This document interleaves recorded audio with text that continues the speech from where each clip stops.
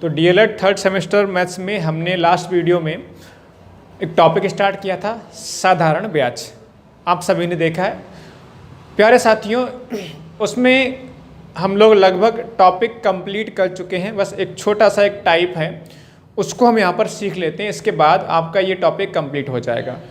प्यारे साथियों, simple interest में वैसे तो आपका अगर लेवल बढ़ाते हुए चला जाए तो कम से कम 4-5 क्लासेस में जाके कंप्लीट होगा, लेकिन मैंने केवल आपके डीएलएड थर्ड सेमेस्टर के मैथ्स के हिसाब से आपको पढ़ाया है, ज़्यादा नहीं पढ़ाया है। जो भी पढ़ाया आपके एग्ज़ाम के हिसाब से पढ़ाया है, आपको ज़्यादा परेशान होने की आवश्यकता नहीं है।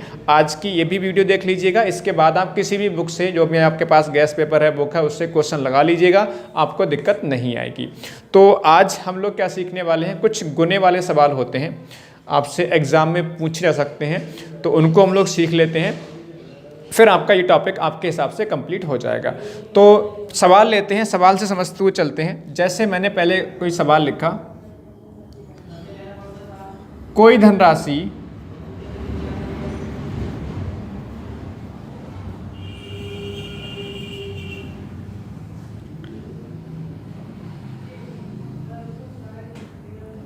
%10 वार्षिक दर से साधारण ब्याज पर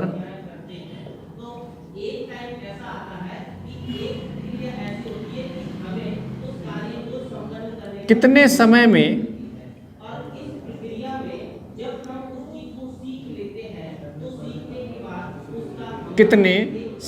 में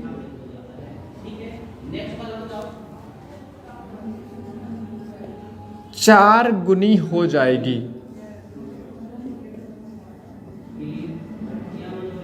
चार गुनी हो जाएगी।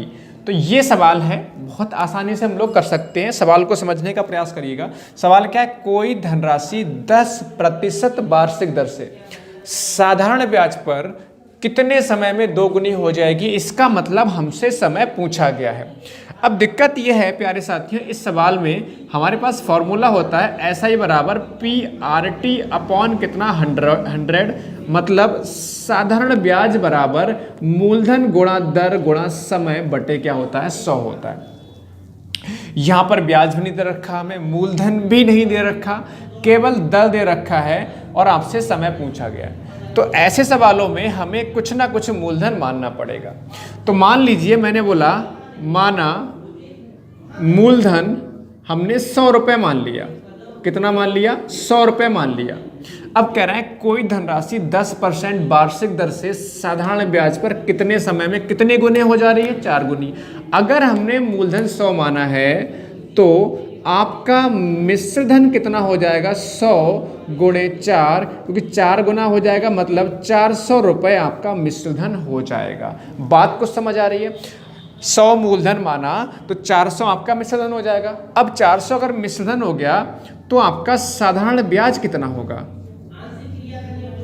तो साधारण ब्याज कितना होगा? कहेंगे सर मिश्रधन इतना हो गया 400, तो 400 माइनस क्या हो जाएगा, 400 माइनस आपका मूलधन मतलब 100, तो 300 रुपये का ब्याज मिल के आ रहा है। वैसे भी आप समझ सकते हो, 100 रुपये मान लो आपने किसी को उधार दिए तो मूलधन हो गया, 400 रुपये वापस कर रहा है, इसका मतलब 300 रुपये आपने ब्याज लिया है, तो ब्याज कितने का हो गया, 300 रुपये का। अब इस फार्मूले में लगा दो, ब्याज बराबर, ब्याज हमारे पास 300 मिल रहा है, ब्याज बराबर मूलधन हमने 100 माना, मूलधन गुणा दर हमारे पास 10% है, और समय मतलब T हमसे पूछा गया है, और अपॉन में कितना हो जाएगा, 100। तो 100 से 100 कैंसिल, 0 से 0 कैंसिल, T बराबर हो गया कितना, T बराबर हो गया कितना, 3 वर्ष। कुछ सवाल समझ में आ रहा है, बात समझ में आ रही है? T बराबर कितना हो गया, 30 वर्ष। यानी कि कोई राशि जो है आपका 10% वार्षिक दर से साधारण ब्याज पर 30 वर्ष में आपका 4 गुनी हो जाएगी। बात आपको समझ में आ रही है? इस सवाल को थोड़ा सा और चेंज करते हैं, थोड़ा सवाल को चेंज करते हैं। मान लीजिए मैं संख्या चेंज कर दूं इस सवाल में, एक और सवाल लेते हैं, थोड़ा समझने में आपको और अच्छे से आसानी रहेगी। जैसे मैंने बोला कोई धनराशि, मैंने बोल दिया यहाँ पर 20% वार्षिक दर से साधारण ब्याज पर कितने समय में, मैंने बोला 5 गुनी हो जाएगी या 2 गुनी हो जाएगी, मैंने ऐसे बोल दिया। 20% वार्षिक दर से साधारण ब्याज पर कितने समय में कितने गुने हो जाएगी, 2 गुनी। तो करना हमने वैसे ही है, हम क्या करेंगे, मूलधन मान लेंगे, माना मूलधन कितना मानना पड़ेगा, कितना हो जाएगा 100 रुपये माना हमने। तो आपका मिश्रधन कितना हो जाएगा, 2 गुना का मतलब मिश्रधन हो जाएगा आपका 200 रुपये। बात समझ आ रही है ना, 100 गुणे 2 करोगे 200 रुपये। अब आपका साधारण ब्याज कितना होगा, साधारण ब्याज कितना होगा, साधारण ब्याज होगा आपका कितना, मिश्रधन माइनस मूलधन होता है, तो आपका ब्याज निकल के आ रहा है कितने रुपए का, 100 रुपये का। वैसे भी आप समझ सकते हो कैसे, कि भाई आपने अगर 100 रुपये किसी को उधार दिया या उधार लिया, और आपने 100 रुपये किसी उधार दिया था, आपको 200 रुपये वापस करे उसने आके, इसका मतलब 100 रुपये ज़्यादा मिले हैं आपको, तो वही तो ब्याज होता है। तो ब्याज कितने का हो गया, 100 रुपये का। अब फॉर्मूला हमें पता है, ब्याज बराबर मतलब साधारण ब्याज बराबर मूलधन, तो ब्याज हमारा 100 का, मूलधन कितने का, 100 का, मूलधन गुणा दर कितने का, 20 का, ठीक है, और गुणे समय हमने निकालना है, अपॉन में कितना 100, इससे ये कैंसिल करो, 20 पंजे कितना हो गया 100, तो मतलब टी बराबर आपका कितना आ जा रहा है, 5 वर्ष। टी बराबर कितना आ जा रहा है आपका, 5 वर्ष। तो इस तरह के सवाल किया जाता है, बहुत आसानी से हम लोग कर लेते हैं। अगला सवाल लेते हैं, आपको और अच्छे से चीज़ समझ में आएंगी।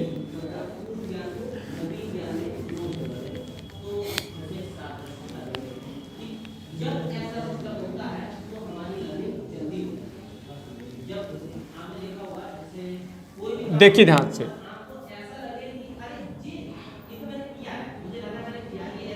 किसी धनराशि पर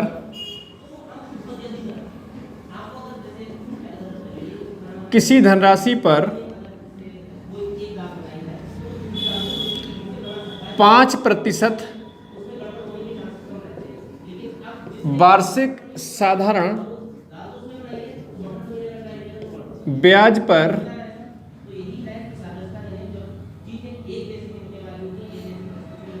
मिश्रधन मूलधन का 5/2 गुना है, 5/2 गुना है। समय ज्ञात कीजिए, समय ज्ञात कीजिए, आपको समय बनाना है। बात को समझ आ रही है, मैंने बोला किसी धनराशि पर 5% वार्षिक साधारण ब्याज पर मिश्रधन मूलधन का कितना है, 5/2 गुना है, समय ज्ञात करो। तो बहुत आसान तरीके से हमें कह रहे हैं मिश्रधन जो है मूलधन का कितना गुना है, 5/2 गुना है।